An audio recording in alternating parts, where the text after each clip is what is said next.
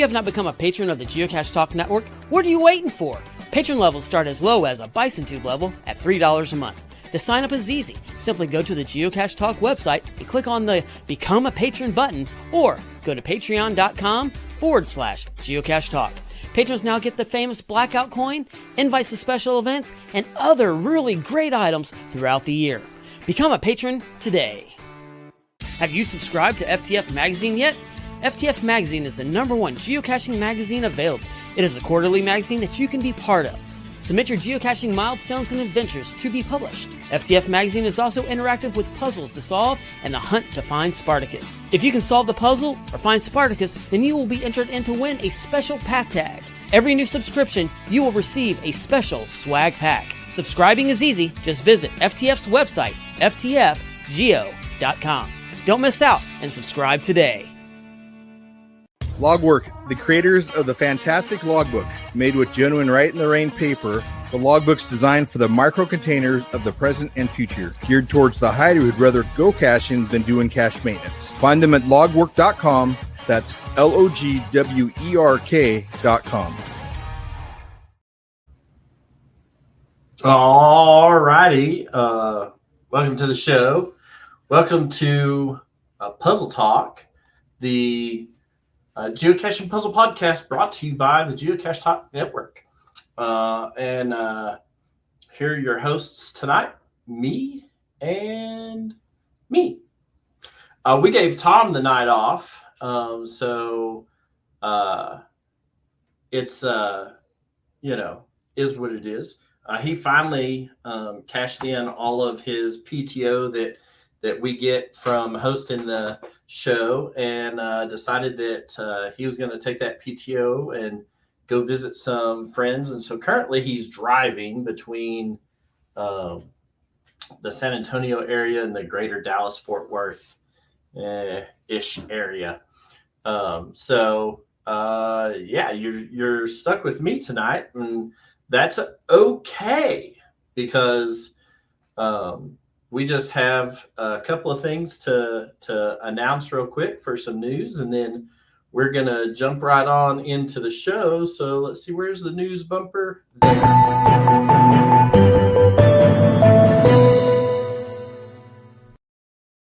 There. All right, so Geocaching HQ has put out another souvenir promotion. This one is for International Postcard Day, which is today. Today, October 1st, is International Postcard Day. So congratulations, we made it. In that, HQ is celebrating by giving a souvenir out. This souvenir is to gain this souvenir, you have to attend an event this week, sometime between September 29th and October 5th, to get the souvenir. If you are planning on getting that souvenir, hey, let us know. Interested to see how many people are attending events. I am going to be attending an event in Las Vegas this weekend while my wife is at a medical conference. And so she's going to be stuck in some exhibition hall with speeches and yuppities, and I'm going to be out geocaching in Las Vegas. So it'll be good to be there for an event. It looks like, let's see, the Happy Ho Dogs already got the souvenir. They got it today. Congratulations. So it's good to see people out there. Teresa is on her way to going caching this weekend. And so they have a montage of events out that way. So the souvenir for that ought to be readily available. Glad to see that y'all are out and about, Teresa, and whatnot. So let's see. The other announcement is CETO Season 2 is underway.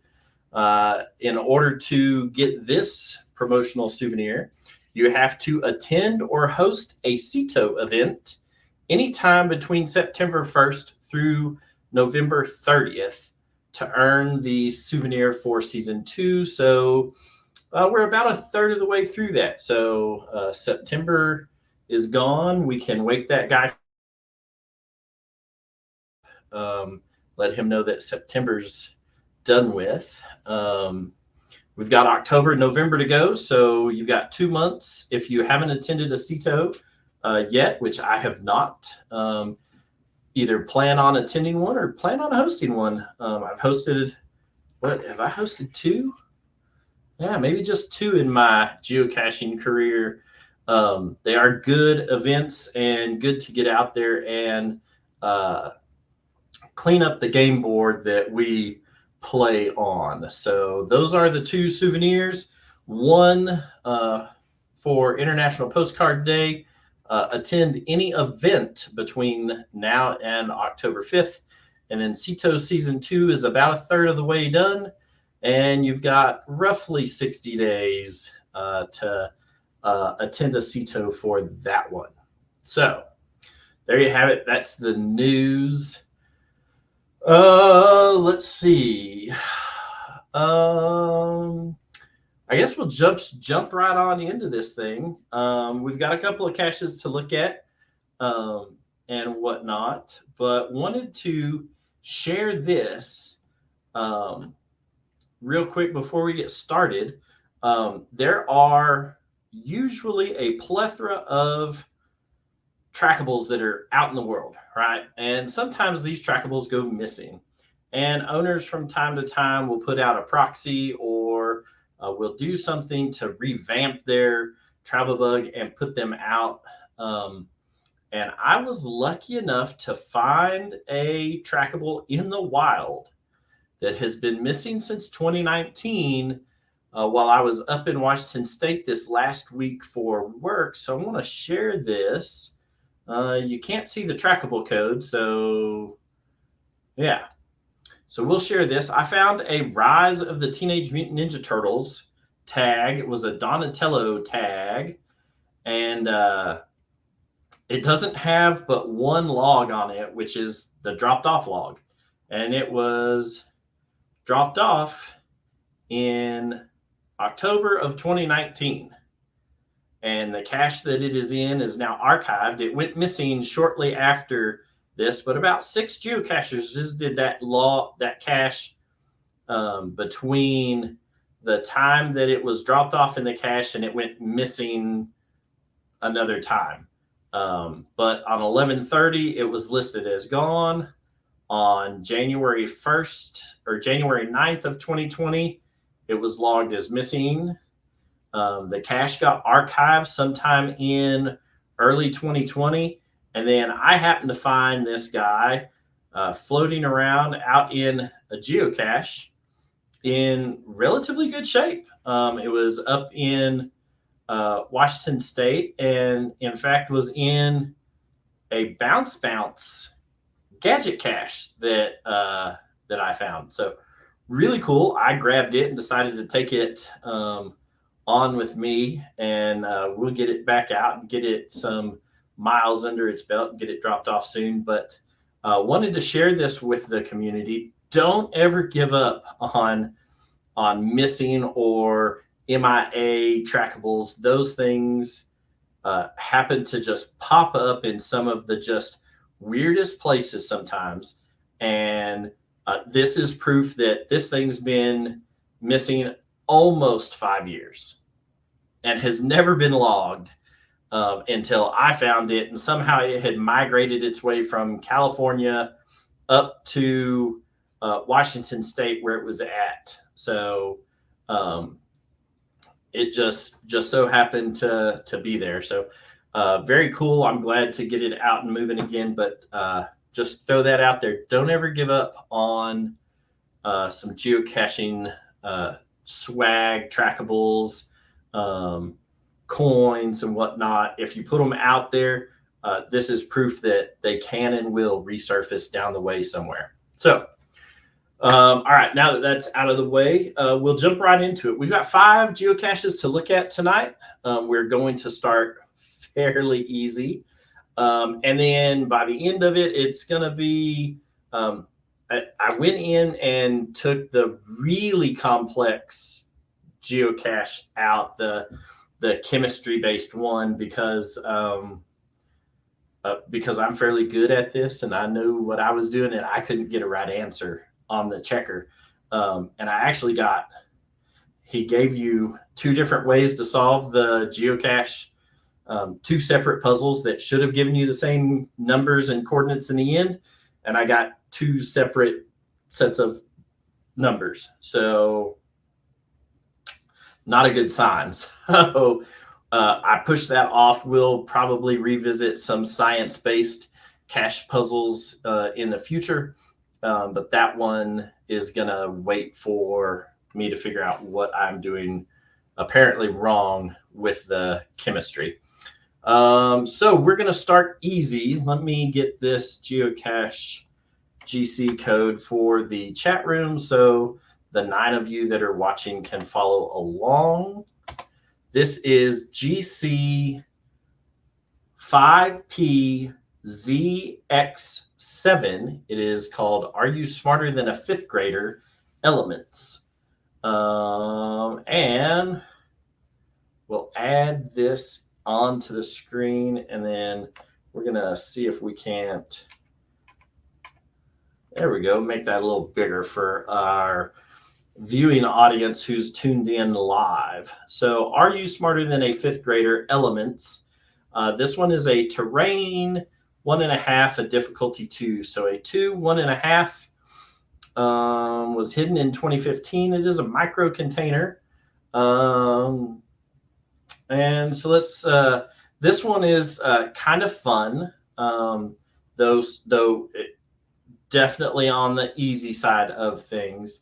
It is multiple choice as you go through. So the first one, it gives you, it says these are diamonds. Diamonds are pure. And then it gives you 5 options to choose from: boron, carbon, iron, nitrogen, and oxygen. And whatever answer you come up with has a number beside it. And that is the answer for A. Diamonds are pure carbon.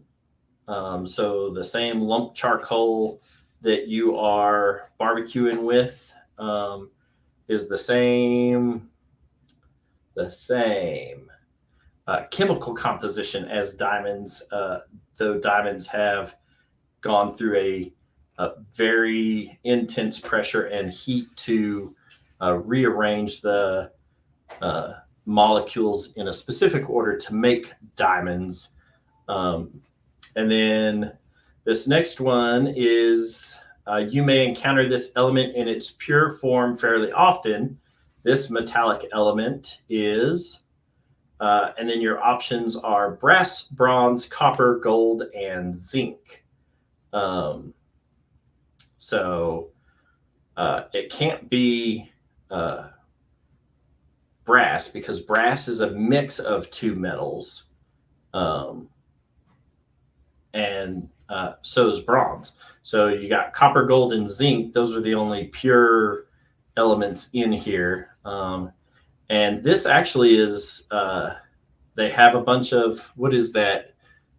Michigan, what do they call it? Michigan, like slab copper. There's a term for it, and I don't remember what it was, but the Michigan, you find it in Michigan where it's just giant chunks of pure copper mixed in with rock, and it's been pushed by glaciers and is polished, and it's super cool to find this. You find it up in Michigan a lot. And so it's really cool to find that. They've got big giant chunks of it. But this is copper in its raw form. And then that answer, the number for copper ends up being answer B. This yellow element is a component of gunpowder. It is yellow. And your options here are chlorine, copper, gold, selenium, and sulfur. Well, chlorine is a gas, so it can't be that. Copper and gold are metals and not very conducive to becoming to exploding and becoming a portion of gunpowder. The answer for this is sulfur. If you didn't know, sulfur is a big part of homemade gunpowder and old school gunpowder. So there's that. This metallic element, the next one, shows a metallic liquid being poured out of a beaker into a little petri dish. And it says this metallic element is liquid at room temperature. And your options are mercury, lead, iron, iodine, which is not a metal, and bromine, or bromine, depending on how you want to pronounce that. But mercury is the only one on that list that is a liquid at room temperature. So wait, Teresa, you didn't know that sulfur was yellow? Let's see here. I'm trying to think if I've ever seen sulfur any other color. We used to have it in like pellet form and used to spread it around the perimeter of fields, and like the first 5 or 6 feet, we'd go out with a yard spreader and spread it, and it would keep like ticks and fleas out of the fields and out of the yards and stuff. So I don't know. I don't think I've ever seen it any other color than yellow, but by all means, I could be wrong. So, yeah. This next one stumped me initially. It says the next one in this list says this yellowish metal occurs in its pure form, but is usually encountered as an alloy. The element is, and then it gives platinum, indium, gold, copper, brass, and whatever your answer is E. Well, brass is a mix of two. It's not copper. We've already seen copper in this. And platinum is silver colored, so that left indium and gold, and indium is also a silver color, so it had to be gold by default. But I actually took this whole question and threw it into Google just to double check, and it is because and the reasoning why, at least for the answer that I found online for this, was that gold is such a soft metal that it is usually mixed with other metals to make it harder. And that's the case in like microchips and whatnot. The gold that you find on microchips and microprocessors is gold, but it's not pure gold because they need it to be hard enough to withstand some of the stuff that this goes through, and so it is an alloy is mixed with other elements like nickel to make it stronger and harder, and not so soft and malleable. So I kind of it is kind of a weird way, at least to me initially, the way that the question was worded, but it is gold. And then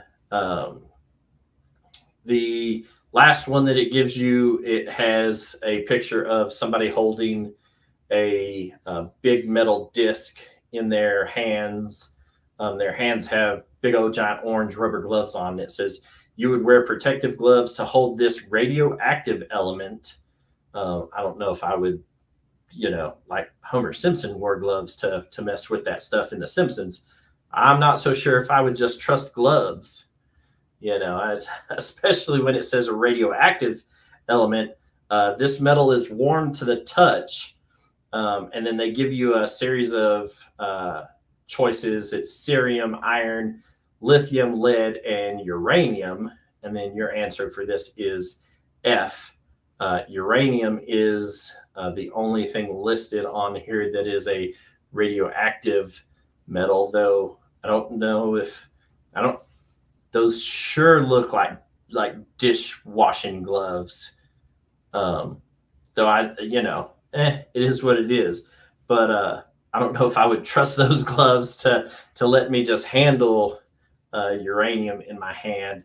Anyhow, you take the answers from all of this, and he gives you some coordinate format to put A, B, C, D, E, F in, and then also gives you a geocheck to double check and see if you are right or wrong. But that was the easy starting off. Are you smarter than a fifth grader cache?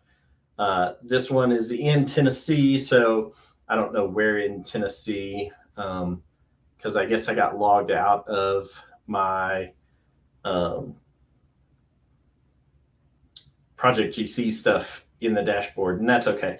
But it is in, well, I guess we can look at the map real quick. Where's the map at? Doo-doo.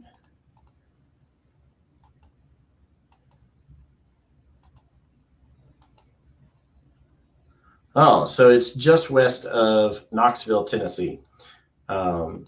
So right up there, kind of in the middle of the state as you go north-south, and it's on the eastern end of the state. But depending on where this one actually is, it could be washed away right now. They're getting some crazy weather down there in Tennessee. So hurricane has come through and dumped a lot of rain, and we hope everybody's out that way is doing okay. So let's see. Nick, yes, you are correct. Sulfur does burn blue. It has this really crazy blue flame and lets off a sulfur gas that is toxic. So if you see sulfur burning, don't go near it, even though the flames are cool. The Warland, Wyoming fire department a few years ago had some kids riding four-wheelers and got a four-wheeler stuck in what used to be an old feed store. They had a bunch of sulfur piled up out back, and they were running the chain on this, trying to get it going, and actually caught the sulfur on fire. So the fire department got called out, realized what it was, had to put SCBAs on to go out and look at it. And they actually got some really good footage of that sulfur. It's a giant pile of sulfur on fire and burning, and posted it up on YouTube. So you may try and see if you can find it. It was really cool video of these like eerie blue flames burning. Yeah.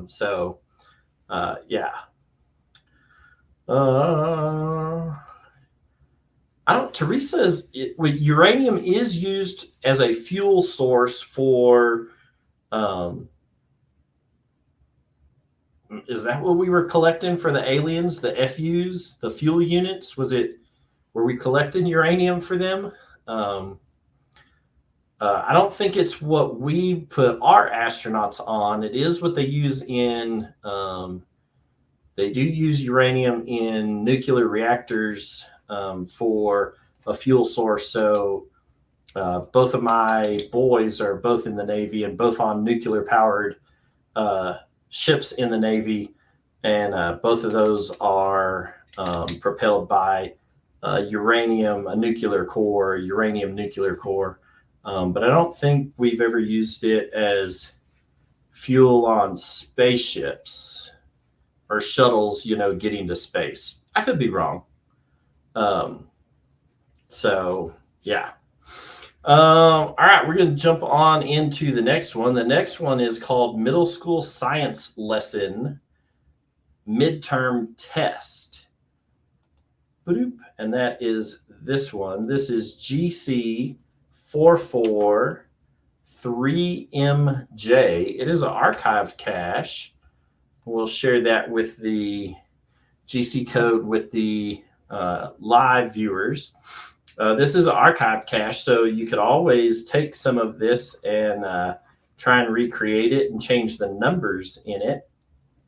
If you wanted to have something like this close to where you were at. This was a difficulty 2.5 and a terrain of 2, and was hidden up in Minnesota. And so as you come down, it tells you that cache is not at the above coordinates, and it gives you a geocaching format. It's at north 45 0 ABCD and west 92 51.EFG. So as you scroll down through here, it gives you a exam. It gives you a series of questions and of 7 questions. And then it starts off with question A, the most abundant element in our atmosphere. And then it gives you oxygen, water vapor, nitrogen, and argon. Oh, so there we go. This is from the last cache. So the gloves protect you from uranium dust getting into your pores. The gloves won't stop the radiation. I would probably toss the gloves after. That's absolutely right, Nick. I hadn't thought about the skin absorption portion of uranium. So, yeah. So the most abundant element in our atmosphere is actually nitrogen. Nitrogen makes up the vast majority of the Earth's breathable atmosphere that we have. Question B is, which of the following falls into an animal class? And so it gives you, there are -1 for Teresa. No, it's all good. I've got a degree in science, but trust me, there are questions in some of this that I sat there and scratched my head about for a good long time. So, let's see, which of the following falls into an animal class? So there are classes and orders and phylas and whatnot for animals. And so you'd have to go through and figure out what animal classes are. I'm not gonna lie, I didn't pre-do all of this, but I believe it is Mammalia is the animal class. I could be wrong. Somebody in the chat room will fix me here in a minute. I have no doubt. And then how many protons are in the normal cobalt atom? A simple Google search will tell you how many protons are in a normal atom of cobalt. Which of the following is not a satellite planet of Jupiter? Then it gives you Europa, Ganymede, Eros, and Io.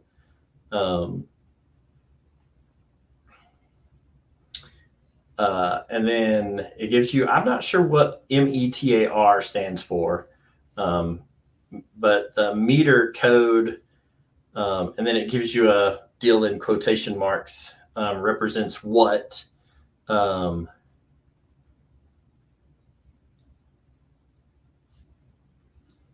Let's see.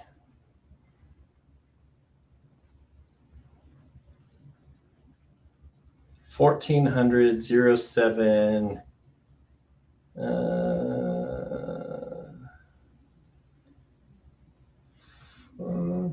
I would say that there's no telling, but I would guess that it was current weather conditions. But I could be wrong. And then, which of the following has a pH of 2? Lemon juice, battery acid, tap water, or ammonia. And then mitochondria are responsible for, mitochondria are the powerhouse of the cell. So that is your energy in a cell, and whatnot. So answering these questions and then putting them in this correct format gives you a coordinates for where the cache is, and whatnot. Again, fairly easy. We're starting off easy because I know there are two things that a lot of people don't like. That's science and math, and it gets real complicated when you combine science and math, and we're going to do that here in a few minutes. So bear with us. It'll get a little difficult. The last two are kind of the fun ones for this.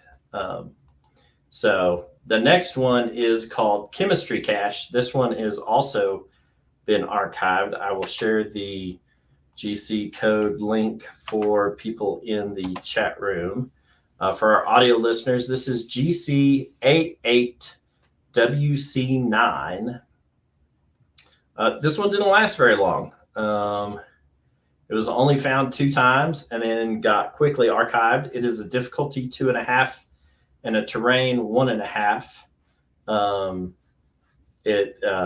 The cache got stolen, and unfortunately, the cache owners were like, well, there's no other good spots nearby, so they just and then ditched it. So this one was in Delaware, so totally able to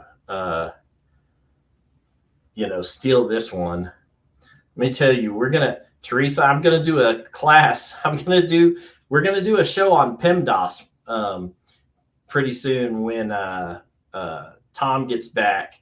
That may be what we do for next month is a PEMDAS puzzles, because man, let me tell you, people struggle with order of operations, and it's rough.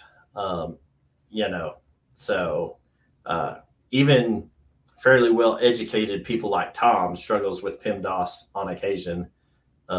My mom was a math teacher and beat that stuff into me with that bamboo back scratcher when I was younger. And man, I remember that. It's ingrained in me. So this one is a pretty fun.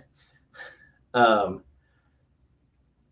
yeah, borrow yours in Abilene. There we go. We may just do that. So to get to the final coordinates for this one, you have to solve the puzzle first. This cache involves the periodic table. Each set of letters is in brackets, AU, right? They give AU inside these square brackets, is an element. Each element has a number in the top left corner of its square on the table. Example is AU in brackets equals 79. That is the atomic number for all of those. And it says, so the final hide is at north in brackets Y, and then NB, and then Li, which is lithium, and then La, which is, I don't know, and then Re, Tc, Sr, and H, which is hydrogen. I do know that one. So you have to come around and pull up a copy of the periodic table. Periodic table of elements. And so let's see if we can do this. I think we can. Boop. And then we'll pull that down to there. And then we're going to pull this one over and go boop and pull it down to there. Look at that. It looks like I know what I'm doing here.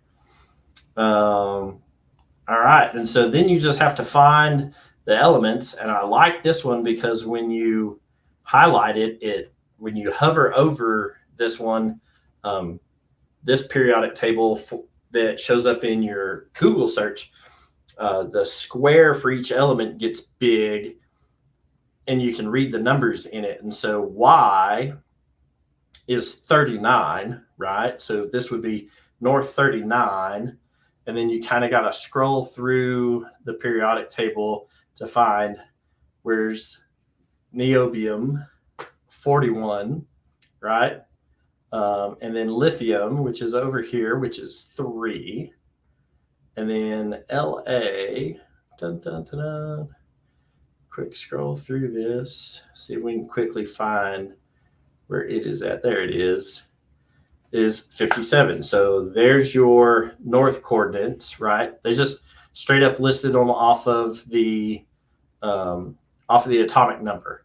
And so the atomic numbers for this go from left to right, top to bottom, 1 through 118.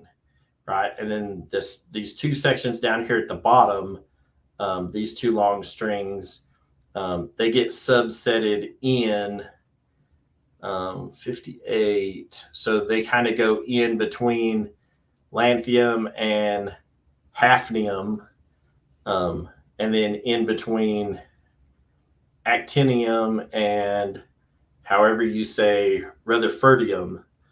So they kind of get squished in there, but because it makes the periodic table kind of funky to look at, they pull them out and put them as 2 separate rows at the bottom. And then your west is 0, and then RE.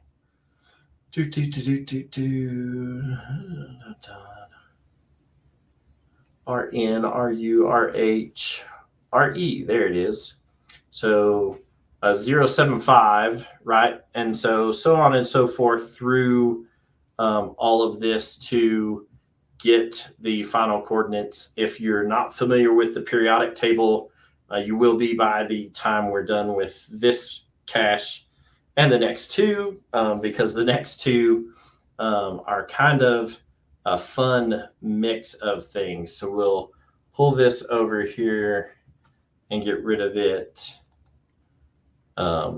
And then pull this up. Oh, yeah. So PEMDAS and GeoMath. The hard part about this is that I did a PEMDAS puzzle that was local to me, and then reached out to the cache owner and said, hey, so you got this one wrong. And they said, what are you talking about? And I was like, well, the correct answer is this. And so it was kind of funny because the cache had been found about 15 times by people who got a green light on the checker as well. And so somehow they all had been doing their PEMDAS math wrong. So kind of funny to see how that went. But once I told them, hey, this is the correct answer, we sat at a local event and kind of went through and explained it. And they were like, huh, well, I guess so. And so then I was like, so is the checker correct? Or at least where the geocache is in real life on the map in the world? Or is it where the correct answer for the puzzle is? And they're like, no, the checker's where the checker's going to tell you where the cache was. So interesting to see how that went and whatnot. They ended up changing the puzzle so that it was correct and whatnot, but it was interesting to come across that. So these next 2 caches, let's see, we're going to get rid of that and we're going to jump to this one.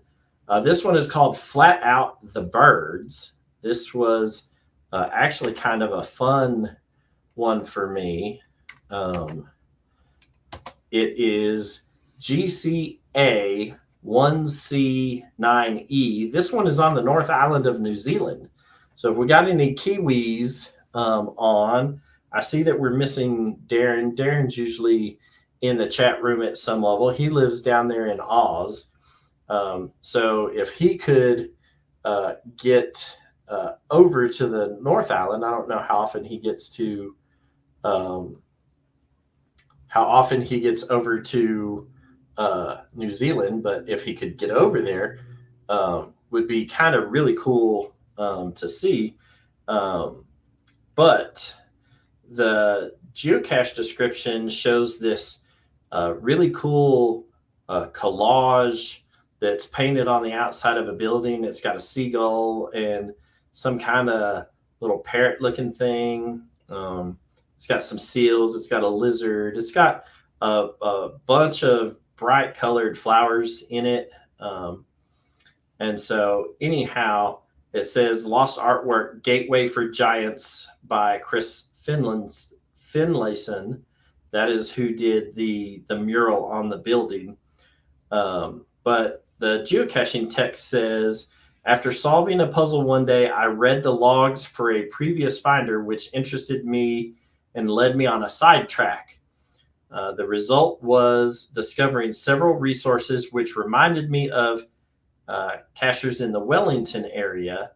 I hope you enjoy reading the information on each of these resources as interesting as I did. The resource is a bit blurry, but still readable.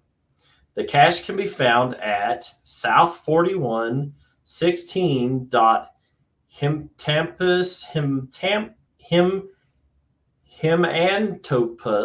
Himantopus, Laris Argenteus, and then Bubo. And so I took one of these and said, all right, let's figure out what this is, right? And so I did a search on the first one, and it ends up being a black-winged stilt, which is a bird. And that makes sense for the cache title, which is flat out The Birds in Wellington. So I would have assumed that this is going to be some kind of like flat pack geocache. It is listed as a small, so maybe a pencil box. I don't know, something. I would assume that it was something flat, though I could be wrong.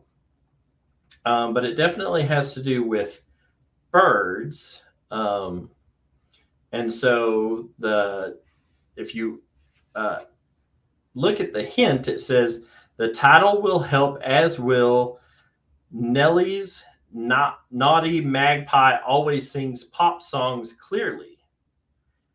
And I realized what this was from science class in a high school.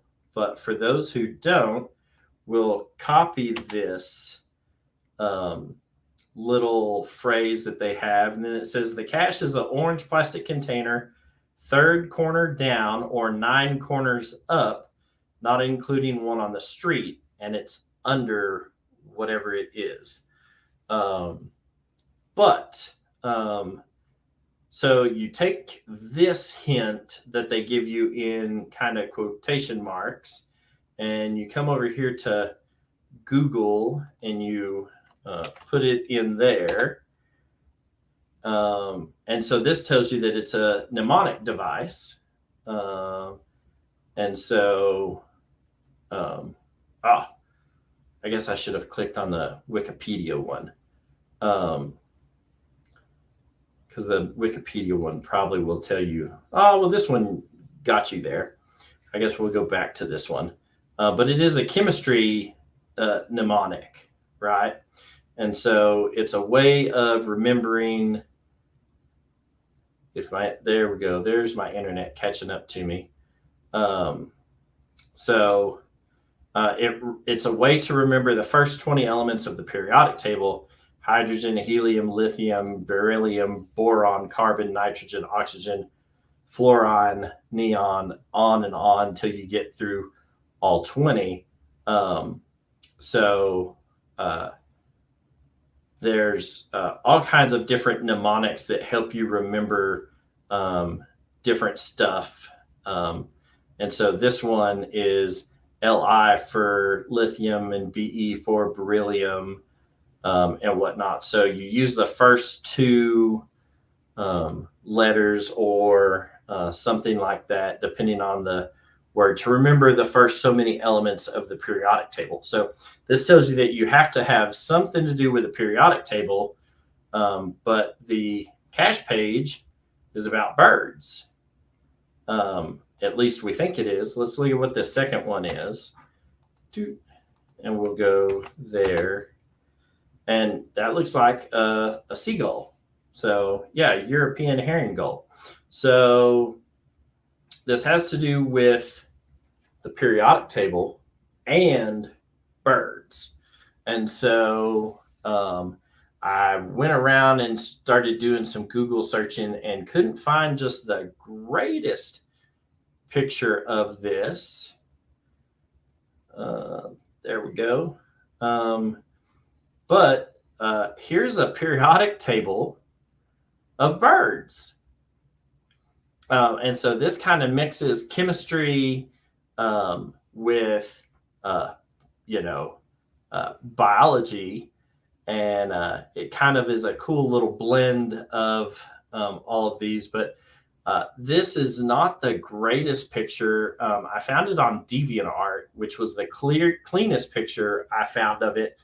And I'm not even sure if this is the right version of it, because I found several other really grainy periodic table of birds. But it just so happened that all of these birds that were on here, at least in the cache page, are also on this image that I got off of DeviantArt. So it's again, don't quote me on it being the absolute correct one. I did not double check this in the solution checker, so I don't know if this is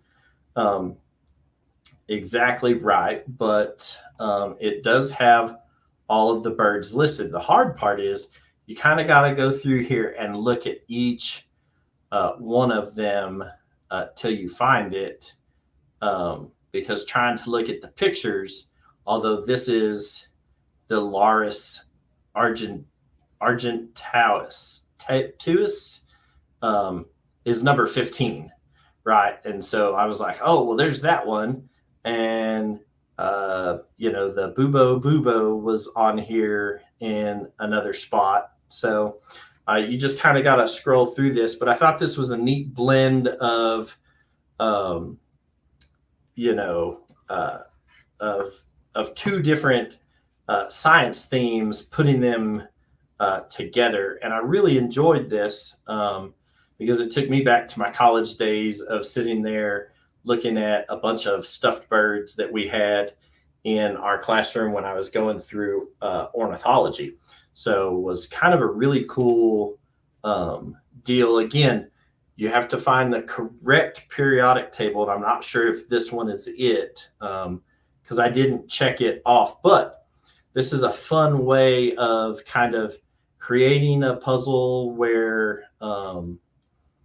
you don't necessarily have to know all of the information. You're just looking for numbers, right? And so this is a great way to come in and take birds out of this made up periodic table and then move them into this. And I like how the hint gave you a mnemonic for chemistry and remembering certain elements on the periodic table, because then when you go to Google search for periodic table of birds, you come up with this. And so it was a neat little mix of things. I really enjoyed this idea and thought that, it took me a few minutes. I'll also tell you that in trying to find some of these ideas for shows, me and Tom will peruse through. There's a Facebook page for Puzzle Cache Help. The people won't help you if it's never been found. So if you're trying to get a first to find, they strictly won't help you. But if it's been found, they'll go in and try to help you. And this was one of the caches that was listed, as is the last one that we're going to look at tonight, which is also on the North Island in New Zealand, right? Yes. So we'll close this one out and then close that out and blow this up. So this one is called Flat Out Middle Earth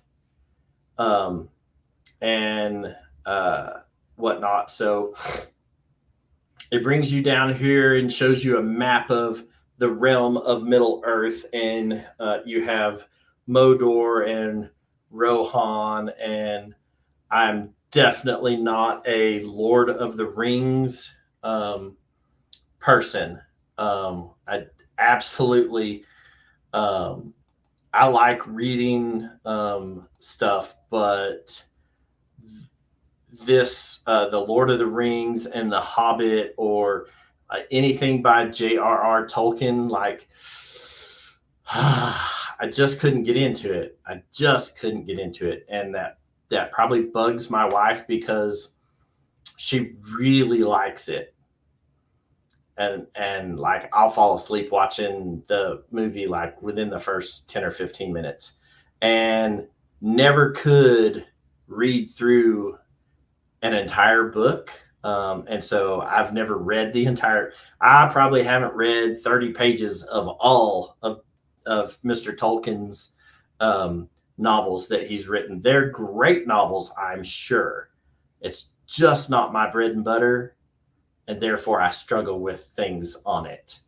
But this one is in the same format. And so for some of you who are Lord of the Rings and The Hobbit and Tolkien fans, and I know that there's some of y'all out there that get your nerd on, and that's okay. I'm here for that. I love it.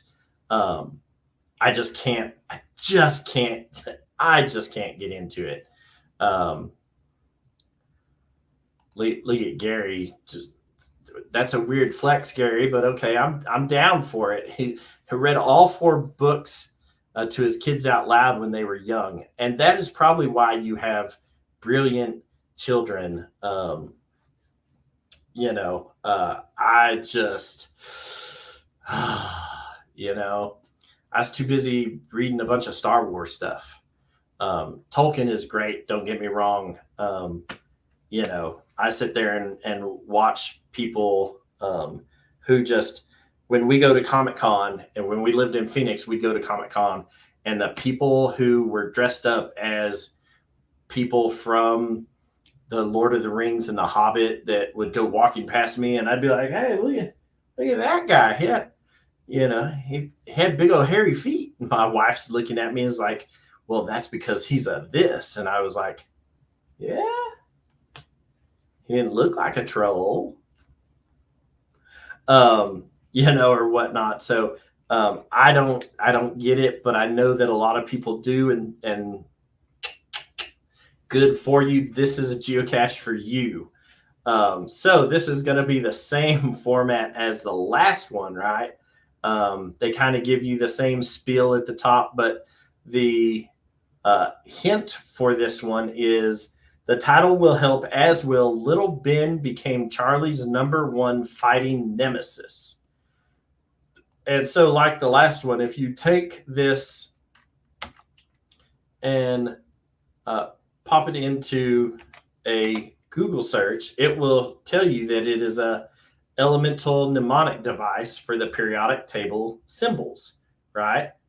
And so we know that we have to do some kind of periodic table, and we know what the cache theme is, right? Is Lord of the Rings. And so when you combine those two, periodic table and Lord of the Rings, you get this. And this is the periodic table of Middle Earth. And I can already tell you that Gary's probably going to take this and be like, yep, I'm making a cache out of that. But I think this is great because it even breaks it down in here. Like, this is the red section is men. And then the gold section over here is half elves. The blue section is elves, right? The black section are trolls, the dwarves, the hobbits are green, right? And so I was like, man, somebody went to like great lengths to give you this. And they even color coded it the way that the normal periodic table is, and put a bunch of stuff in there. So once I found this periodic table of Middle Earth, I was like, dude, this is it. Look at freaking Pizza Ninja throwing me off here. Oh, all right. So let's blow that up. All right. So we're looking for Dory and Frodo. Well, there's Frodo. Frodo is a 1. And so Dory, if you and I didn't even know who any of these characters were. I was like, I don't know if I'm looking for a dwarf or a hobbit or a man. I don't, and that's where like knowing this would definitely help you. But here's Dory, down here is a dwarf, so 46, right? And so 46 and 1, and then the next section to oh man, I went and did that, didn't I? I did. Let's do that. Then let's take this and do that with it. All right. Faramir, am I saying that right? Somebody will correct me, I'm sure. Is somewhere in here. There's the farmer maggot. I don't even see some of this stuff. Just you know, it is.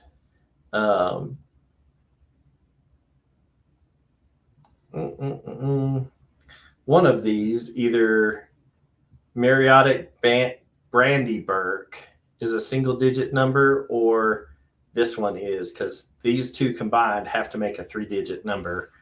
So let's see. No. Oh, well, there's the Mariodoc Brandenburg, so that's a 5. So then you got to figure out what this other one is. Let's see if he's down here at the bottom.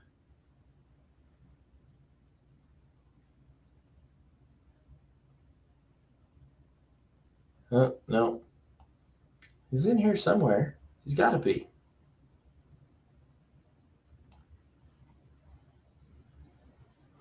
But obviously, wait, should be in the men's section. There it is right there, number 31. So there's the solution for this one, though I didn't double check it, and I don't have corrected coordinates, but I do have in my notes the lordoftherings.com/project/periodic table, which gives you this masterpiece right here. And this I thought was worthy of kind of doing it, pulling into a show, because nothing gets geocaching puzzle nerds more excited sometimes than combining that with other nerdy stuff and whatnot. So this would be awesome to see some more chemistry based Lord of the Rings puzzles put out there. I think this is a really awesome idea that they have come out with. I have yet to search to see if there is a Star Wars periodic table. But if there is, you know that there's going to be a geocache by me placed out there somewhere that has a periodic table Star Wars theme, because I have things like this just floating around in my little office. Is a nice little 3D trackable that I have. So this things like that, right? So you know that if I have just random stuff like that sitting on my floor in my office, that it'll turn into a geocache somewhere. So we'll see how that all works out. There you go. The Geocache Talk patron table. I bet you we could probably fill that up. We'd have to figure out who was the very first patron. That's who would have to be number one. Gary, who was the very first patron for Geocache Talk. That would be Tom Brotherman, electric That would water be boy. Tom Brotherman. That's right. It'd be funny because he's, water boy. So water, I don't know. That's sort of an element. Oh, I know. Yeah. So there you go. There are, let's get rid of this. Let's stop doing that. That was really cool, by the way. I really enjoyed that. It wasn't too bad. I sat there and kind of had half of this stuff built. I had the periodic table ones built, and I was like, I can't just jump into this. We gotta ease some of these people into some of this stuff. So I went and found some easy caches to start with, but there are periodic tables out there for just about everything. Yeah,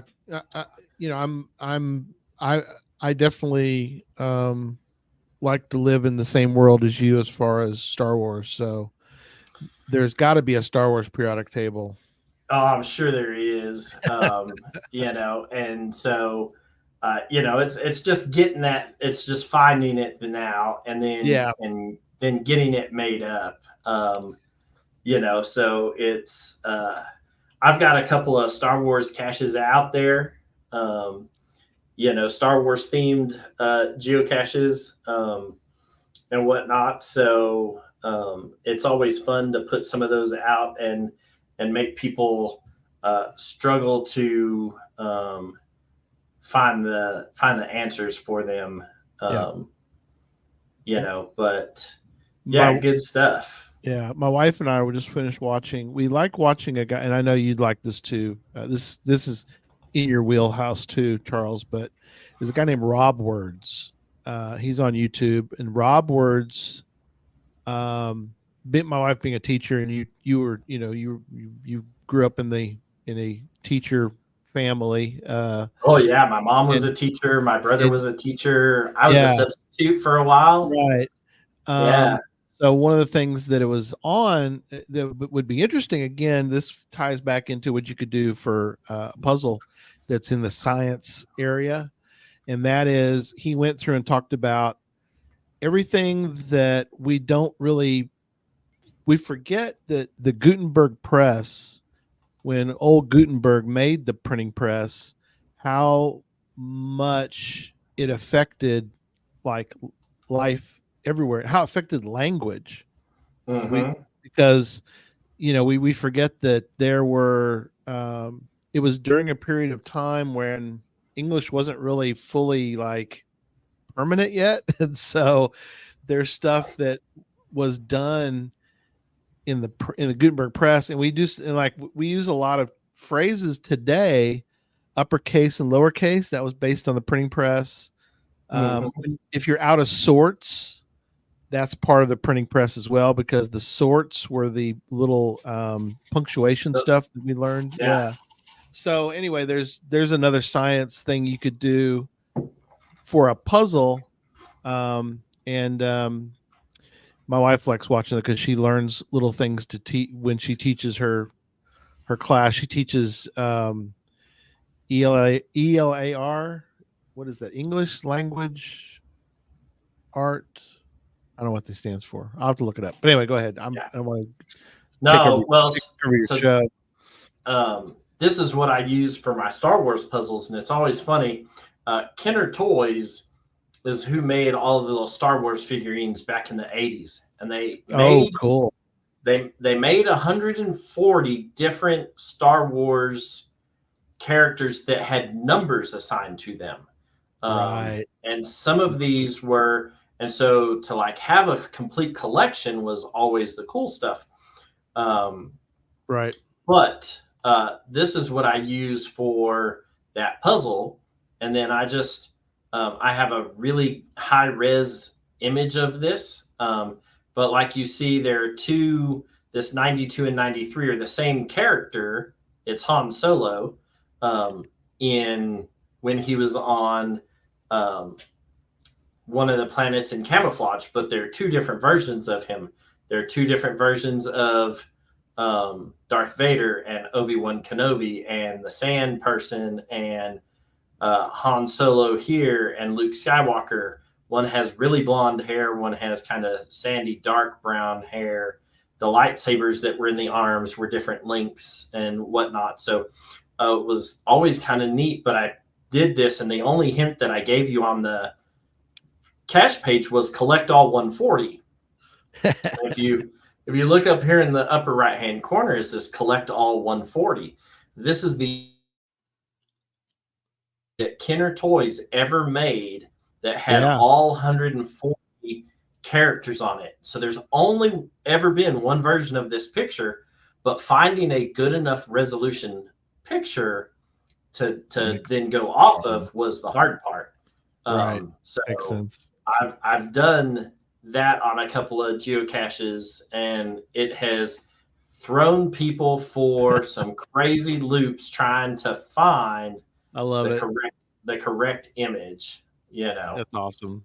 So very awesome. So Lori, I will get in touch with you because I want to, while I was running around Paulsbo, I found a location for a 5-stage adventure lab that I want to put out, but I'd kind of want it to have a bonus cache. So I may work with you and see if we can find somebody local up there that would maintain a bonus cache.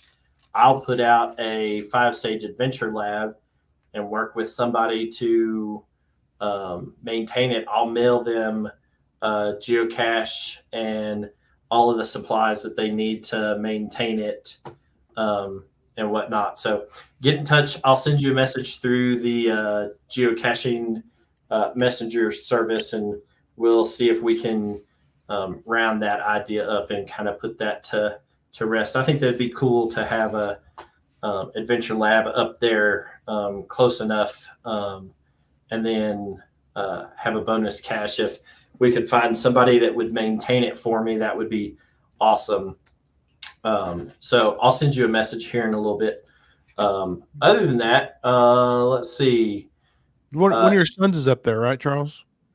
One of my sons he's on a submarine, the USS Maine, and is stationed out of Bangor, the Bangor Naval Base. That's right there in Silverdale. Cool. In fact, I got to see him and have dinner with him a couple of times this last week. I haven't seen him in probably 5 or 6. Probably longer than that. Probably been 6 or 7 years since I'd seen him in person. That's cool. That's awesome. In the last 2 weeks, I've gotten to see both of my sons, who are both in the Navy, at the Navy bases that they were assigned to. The one was in San Diego. He's on the George Washington and fixing to leave and go back to Japan sometime soon. And then you got a little tour, right?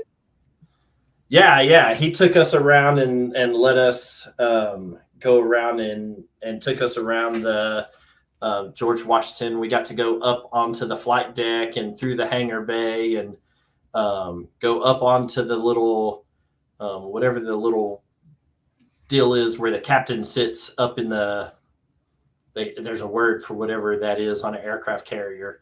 So they let an Army Pathfinder onto a ship. I mean, that's something. I mean, that's the least dangerous thing that the Navy does. They let Marines on those things, and good Lord, when they let those crayon eaters on those ships without helmets, man, all bets are off. I knew I'd get you started. I knew that was push the button on the side of Charles.